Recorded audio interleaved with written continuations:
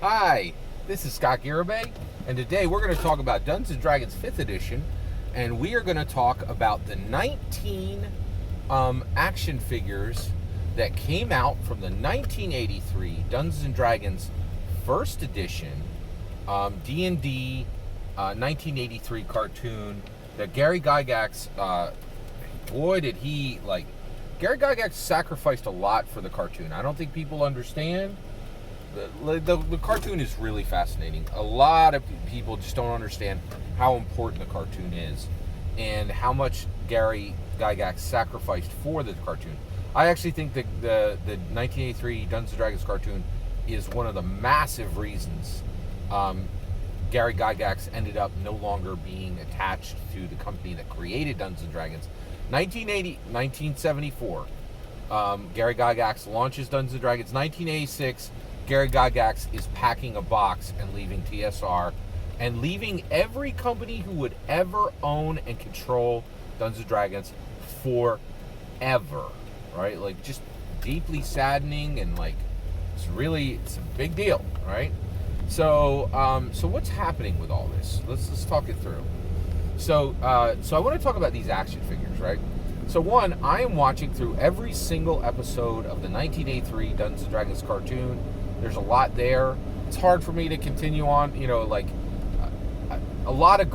If you have a good show, it's going to be hard for people to watch it today. And the reason why is there are 100 fantastic, great, world-breaking shows, right?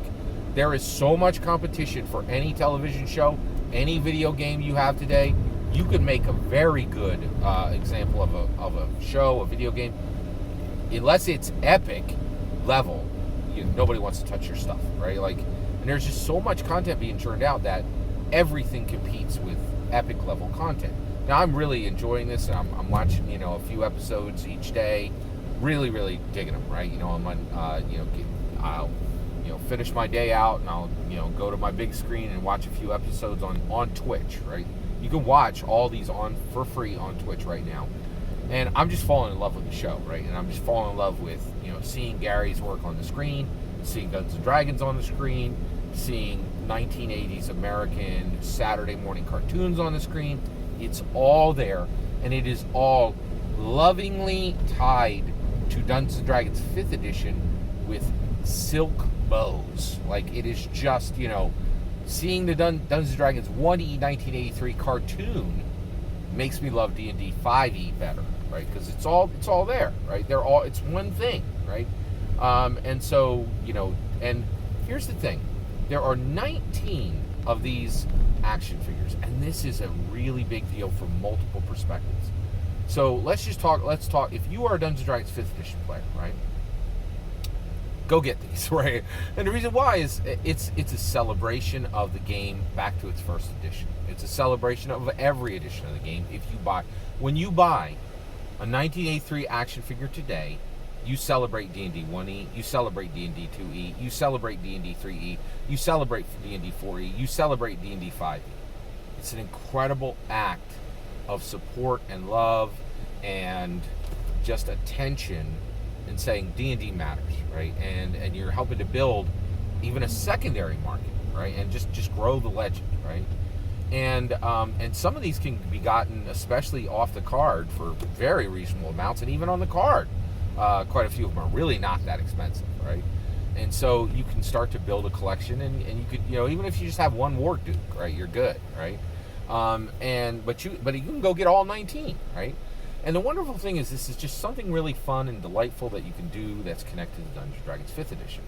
But it doesn't end there, right?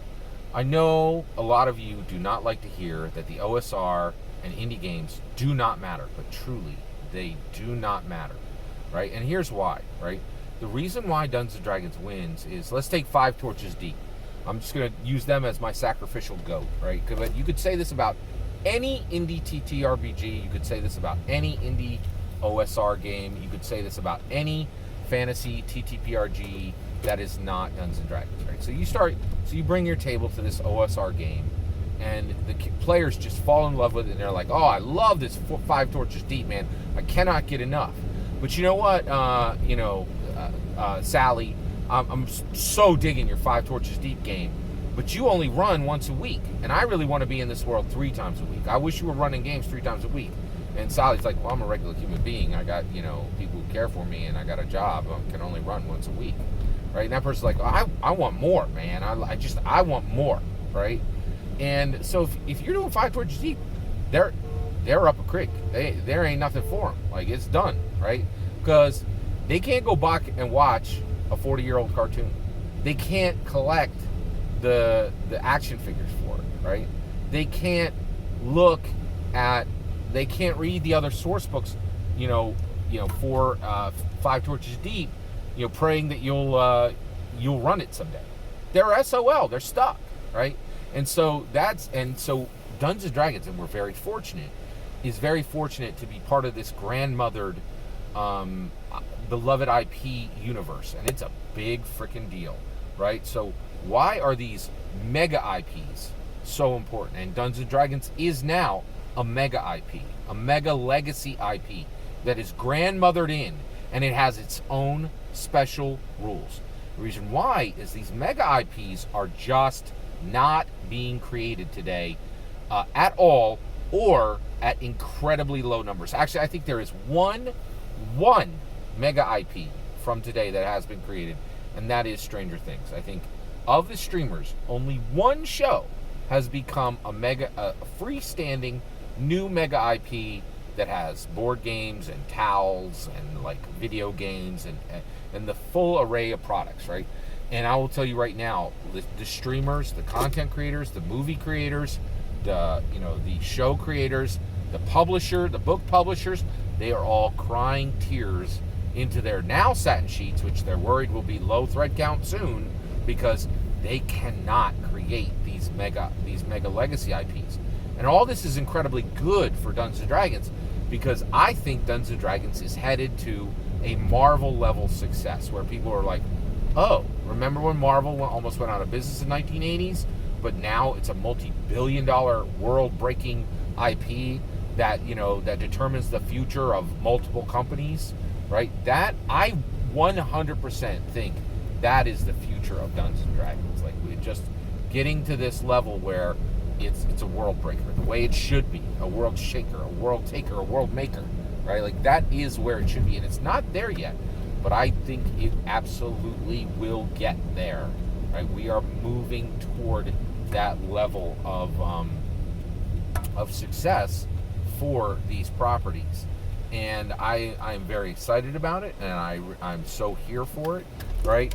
And so it seems like a small thing, but I'll tell you right now, I'm getting excited because I think I'm going to start my collection, and of course there's a race for my money, right? Do I buy old D&D books? Like, I would really like, probably the number one thing on my buy list right now is I would really like to get the 4E Draconomicon, and I think every minute I delay, that book's just going to go higher and higher.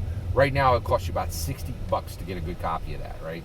And I think it's just going to keep going higher. But I really would love to complete this 1983 action figure collection. So it's going to be a race for my money, right? For me to decide it. But I'm really considering getting. I think I absolutely will start a collection. I think I'm just going to get a Warduke, and at minimum, then I can just celebrate the television show that I really love, and I really think you should consider it too. And I just want to end this. This is why D&D wins so hard, and why I will tell you right now, you should abandon your OSR game. Get over into the field that really matters. The games that are happening on the D&D 5e side matters. They're going to grow. They're going to be part of the cultural conversation going forward. You will be a dungeon master who is sought after, right? And games like 5 Torches Deep, man, they ain't going to grow. They're not going to scale. Oh, I shouldn't say that. They are going to grow, right? Like, I think 5 Torches Deep, they're going to add 5 or 10% to their, maybe even 20%, right? But they're not going to 2, 3, 4, 10x, right? And that's what we could be looking at, right? When we move to the movies, we could be looking at a 2, 5, 10x increase in Dungeons and Dragons players, and none of your OSR nonsense games, none of your indie games have any of that future. You need to be there. It's important, right? If you're listening to this channel, you're an incredibly smart person, and I'm betting you're a pretty darn good dungeon master or game master. get your talents where they matter, where they will do more than just give a few moments of joy to 4 or 5 people, right? If you're dungeon mastering, you're impacting American culture. American culture impacts world culture. Impact world culture through your game.